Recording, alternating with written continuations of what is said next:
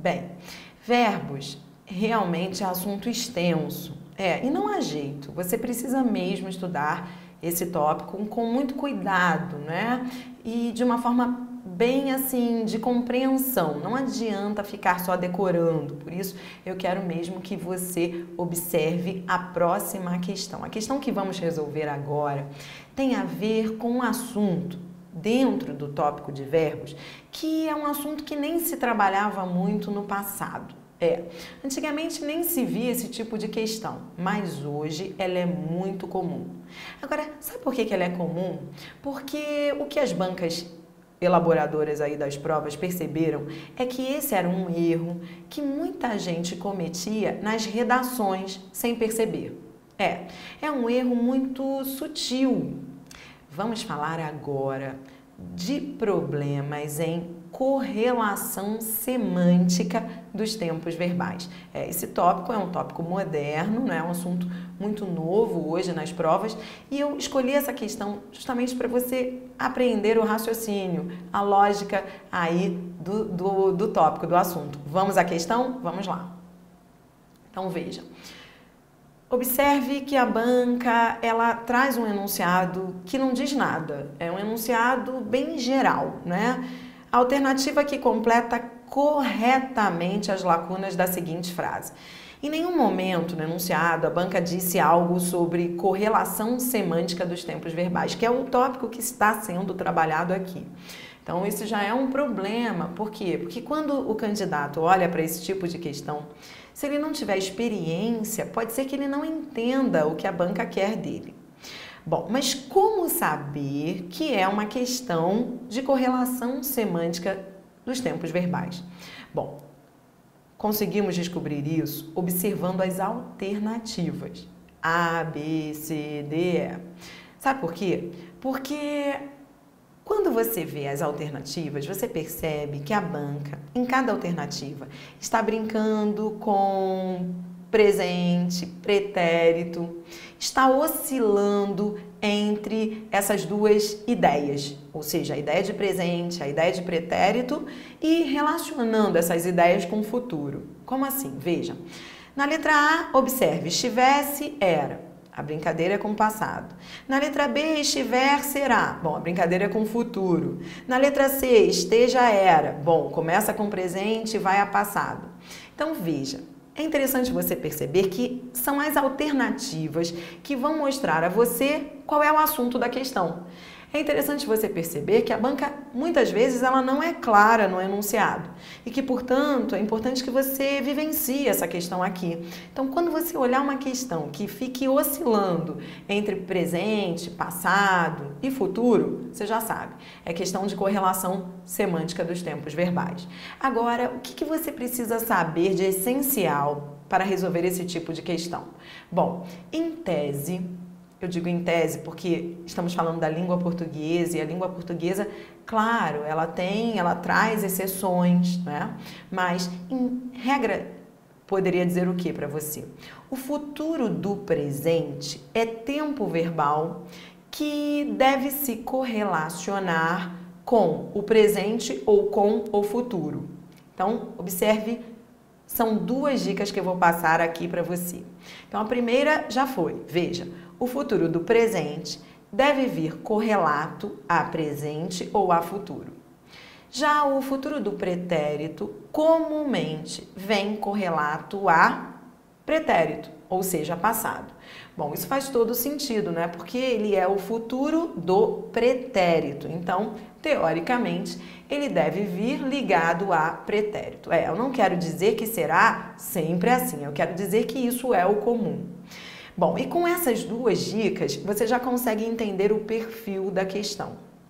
Se você precisa, então, colocar os dois verbos lado a lado, eles deverão estar correlatos semanticamente entre si. E o que seria isso? Correlatos semanticamente? Correlação semântica? Correlação semântica é exatamente você não trocar as ideias, ou seja, misturar o presente com o pretérito. Quando você mistura, aí isso se torna um problema gramatical. Então veja, das alternativas, já podemos eliminar algumas que estejam misturando o presente com o passado, com o pretérito. Das 5 alternativas, somente 2 estão semanticamente correlatas, que são a letra A e a letra B. Bem, veja, as outras não. Vou mostrar a você por que você já deveria eliminar as letras C, D e E. A letra C começa com o presente, esteja, e termina com o pretérito, era. Bom, então veja, falta de correlação semântica na letra C. E você nem precisa perder tempo, nesse caso, indo ao texto, lendo, nem precisa. Isso já é um problema por si só. A letra D você também deve eliminar. Por quê? Porque começa com passado, estivesse, e depois vai a futuro do presente. E o que você viu agora comigo? Você viu que o futuro do presente, ele deve vir correlato ao presente ou ao futuro, portanto, ele não deve vir com o passado. Na letra E, observe mais um problema. Eu tenho o estiver, que traz ideia de futuro, é o futuro do subjuntivo, mas que veio correlato ao futuro do pretérito, seria, que você sabe, em tese, ele deve vir com pretérito. Então, as letras C, D e E devem ser eliminadas, destacando-se, portanto, as letras A e B. Então, eu destaquei aí para você A e B, porque A e B, elas parecem boas, mas por que elas parecem boas? Porque quando você olha para A, é passado imperfeito do subjuntivo com passado imperfeito do indicativo, era. A B também é futuro, estiver com futuro, será. Então, as duas parecem boas, mas sempre isso vai acontecer. Você vai ficar com 2 opções aparentemente correlatas, tranquilas. Aí, para decidir, você vai ter que jogar lá na frase. E aí sim, aí você vai observar o contexto. Veja, quando eu coloco a letra A, como é que fica? Quando estivesse mais barato, o carro era um bem muito mais popular? Isso não fica bom. Aí, depois de lançar essas 2 formas ao texto, você percebe que houve um problema. Que o correto aqui teria sido dizer quando estivesse, o carro seria. Eu teria que ter colocado o segundo verbo aí no futuro do pretérito. Por isso, a resposta foi letra B. Por quê? Porque, veja, leia. Quando estiver mais barato, futuro do subjuntivo, o carro será um bem muito mais popular. Então, a letra B, além de as formas verbais estarem semanticamente correlatas, elas fizeram sentido no texto. Então, venha comigo e vamos concluir. Vamos lá. Entenda que correlação semântica dos tempos verbais tem a ver com a relação entre as formas verbais daquela frase.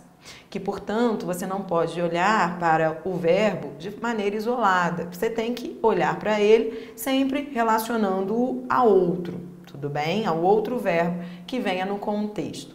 E você percebeu que sempre haverá 2 alternativas que pareçam boas respostas. Mas aí, como é que você vai decidir?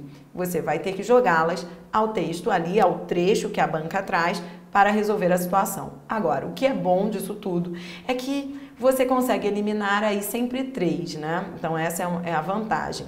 3 alternativas, você viu? Nós eliminamos sem precisar ler o texto. E isso vai poupar tempo de resolução de prova. Isso é essencial, Não perder tempo. Hoje, você precisa não só acertar a questão, mas acertar em pouco tempo de prova, e é isso que eu quero conquistar com você.